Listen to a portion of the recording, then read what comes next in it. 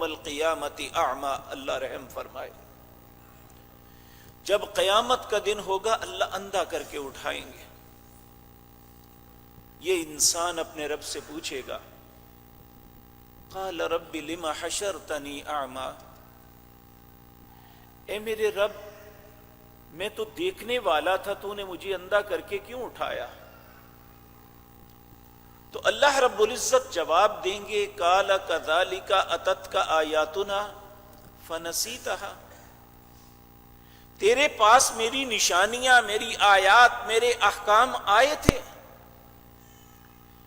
اگر تو نے اس وقت دنیا کی زندگی میں انہیں بھلا دیا، وَكَذَلِكَ الْيَوْمَ تُنْسَى، آج کے دن میں نے تجھے بھلا دیا. تو یہ اس کی بات شاید ہم اس کے احساسات کو نہ سمجھ سکیں، چونکہ ہم آباء و اجداد سے مسلمان ہیں. اس نے ایک کفر کی زندگی بھی گزاری ہے، اب اسلام کی آسودگی کی خوشبو وہ پا رہا ہے، اور اس بات کا اقرار کرتا ہے اللہ کے گھر میں کھڑے ہو کے کہ اگر مجھے اسلام کی نعمت نہ ملتی تو شاید اب تک میں خودکشی کر چکا ہوتا.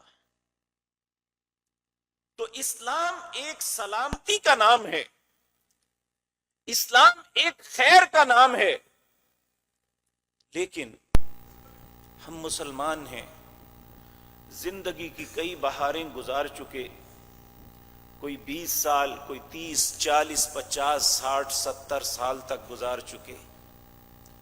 ہم اس آسودگی کو کیوں محسوس نہیں کرتے؟ ہمیں وہ خیر کیوں نہیں ملتی جو اسلام کا امتیاز ہے؟ ہم اس خیر کو کیوں نہیں اپنی زندگی میں خیر کو پاتے جو اسلام بتاتا ہے؟ تو آج کی مجلس میں ہم اسی پہ گفتگو کریں گے کہ وہ اسباب کیا ہیں جن کی وجہ سے ہمیں وہ خیر نہیں مل رہی. اس سے پہلے یہ بات عرض کر رہا ہوں، ایک خیر کا معیار ہے میرا اور آپ کا، ایک خیر کا معیار ہے ہمارے مالک و خالق کا. حقیقی خیر وہی ہے جسے اللہ کہتے ہیں، جو میں اور آپ سوچتے ہیں شاید وہ خیر نہ ہو. کیوں؟ ہم سے غلطی ہو سکتی ہے. ہم دنیا کے مال کو خیر سمجھتے ہیں، ہم صاحب اولاد آدمی کو خیر والا سمجھتے ہیں، ہم یہ سمجھتے ہیں کہ جس کے پاس اپنا گھر، اپنی فیکٹری، اپنی کار اور بہت سی آسودگیاں ہیں وہ خیر میں ہے. اور جب کسی کو کہا جائے بھائی جان کیا حال ہے، وہ کہتے ہیں اللہ کی بڑی خیر ہے. کس بات پہ؟ کہ اللہ نے مال بھی دیا ہے، اللہ نے اولاد بھی دی ہے، اللہ نے سہولتیں بھی دی ہیں. کیا واقعتاً اس میں کوئی شک نہیں یہ خیر ہے، لیکن حقیقی خیر کیا ہے؟ آج کی مجلس میں اسے تلاش کرتے ہیں. سب سے پہلے میرے عزیز بھائیوں، جس دور سے میں اور آپ گزر رہے ہیں، یہ خصوصاً غیر مسلموں کی بات نہیں کرتے، ہم صرف ایک مسلمان ہونے کے ناطے ہم اپنی باتیں کرتے ہیں. ہم بہت سے اختلافات کا شکار ہیں، ہم مختلف مسالک میں بٹے ہوئے ہیں، ہمارے اندر زمین و آسمان کا اختلاف ہے. اور جب اختلاف ہوتا ہے اس وقت خیر اٹھ جاتی ہے، جب تک اس قاعدے کلیے کو نہ اپنایا جائے جو اللہ نے قرآن میں بیان کیا ہے. وہ کیا ہے؟ یہ سورۃ نساء ہے، اس کی آیت نمبر 59. اللہ رب العزت فرماتے ہیں، مخاطب کرتے ہیں اہل ایمان کو، اور اللہ نے ایمان کی نعمت آپ کو دی ہے. ہم میں سے زندگی کا سب سے بڑا ہمارا فخر ہم مسلمان اور ایماندار ہیں. اللہ اسی فخر سے مخاطب کرتا ہے مجھے اور آپ کو، یا ایھا الذین آمنوا، اے لوگو جو ایمان لائے ہو، دور کوئی بھی ہو، وہ رسول اللہ کا دور ہو، وہ صحابہ کا دور ہو، وہ تابعین تبع تابعین کا دور ہو، یا آج کا فتنہ پرور دور ہو، ہر دور میں ایک مسلمان کے لیے حکم کیا ہے؟ اطاعت یا اللہ کی کرنی ہے یا اس کے رسول کی کرنی ہے، اس کے علاوہ اطاعت کے قابل کوئی نہیں۔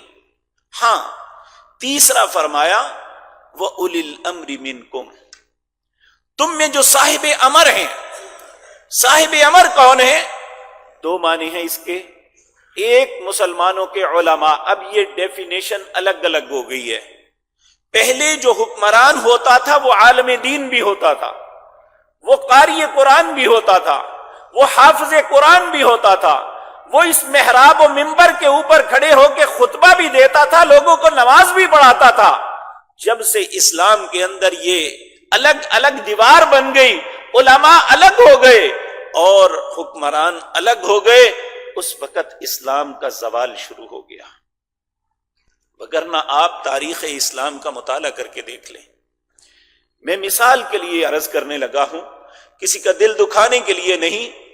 ہم اپنے معاشرے میں سیدنا معاویہ کے بیٹے یزید کو بہت برا سمجھتے ہیں، اس کے متعلق بہت لعنتیں نامعلوم کیا کرتے ہیں، لیکن میں آپ کو عرض کروں 3 سال 51، 52 اور 53 ہجری 3 سال وہ امام حج بن کے لوگوں کو حج کرواتا رہا، اور وہ دمشق کی مسجد، سب سے بڑی مسجد میں خطیب بھی تھا اور امام بھی تھا، اور ساتھ اپنے وقت کا حاکم بھی تھا، جو عبداللہ بن عمر ہے یا عبداللہ، اللہ اکبر، عمر بن عبدالعزیز ہیں یا اور دوسرے وہ حکمران، ان کی نیکی اور پرہیزگاری تو اپنی جگہ۔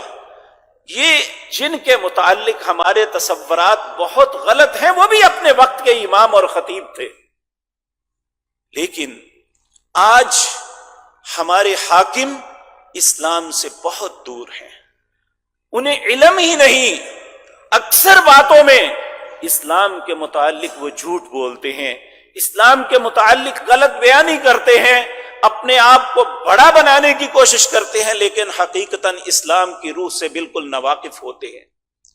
تو اس دور میں حاکم بھی اگر سمجھ لیا جائے اور علماء بھی، کہا وَأُولِي الْأَمْرِ مِنْكُمْ، اپنے علماء کی، اپنے حکام کی اطاعت کرو، لیکن بعض معاملات میں ان کے ساتھ تمہارا اختلاف ہو سکتا ہے، علماء کے ساتھ بھی ہو سکتا ہے اور حکام کے ساتھ بھی ہو سکتا ہے۔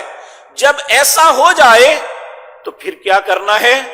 اللہ رب العزت فرماتے ہیں فَرُدُّوهُ إِلَى اللَّهِ وَالرَّسُولِ، اس وقت پھر پلٹ آنا ہے ان دو ہستیوں کی طرف، ایک جو ہمارا مالک و خالق ہے یعنی اللہ رب العزت، اور دوسرے اس دنیا میں اللہ کے سفیر، اللہ کے پیارے حبیب اور اس کے رسول جناب محمد الرسول اللہ کی طرف۔ اگر اختلاف مٹانا چاہتے ہو، اگر سکون چاہتے ہو، آگے فرمایا ان کنتم تؤمنون باللہ والیوم الآخر ذالک خیر، اگر تم اللہ پہ ایمان رکھتے ہو، اگر تمہارا آخرت پہ ایمان ہے، تو یہی بات تمہارے حق میں بہتر ہے کہ اپنے اختلافات جو ہے وہ عدالت اللہ کی اور اس کے رسول کی میں لے آؤ۔ اب سوال یہ پیدا ہوتا ہے کہ اللہ نے کون سی دنیا میں عدالت لگائی ہوئی ہے؟ یا رسول اللہ صلی اللہ علیہ وسلم تو اس دنیا میں اب تشریف نہیں فرما، اب کیسے لے کے جائیں؟ تو دو چیزیں ہیں جو پیارے نبی صلی اللہ علیہ وسلم نے فرمایا حجۃ الوداع کے خطبے میں۔ آپ نے فرمایا لوگو ایھا الناس ترکت فیکم امرین، تم میں دو چیزیں چھوڑ کے جا رہا ہوں، لن تضلوا ما تمسکتم بہما، جب تک ان دونوں کو تھامے رکھو گے تم میں گمراہی نہیں آئے گی۔ وہ کون سی دو چیزیں ہیں؟ ایک کتاب اللہ، اللہ کی کتاب قرآن ہے، دوسرا وسنت رسول اللہ صلی اللہ علیہ وسلم، دوسرا نبی مکرم جناب محمد الرسول اللہ کا طریقہ ہے۔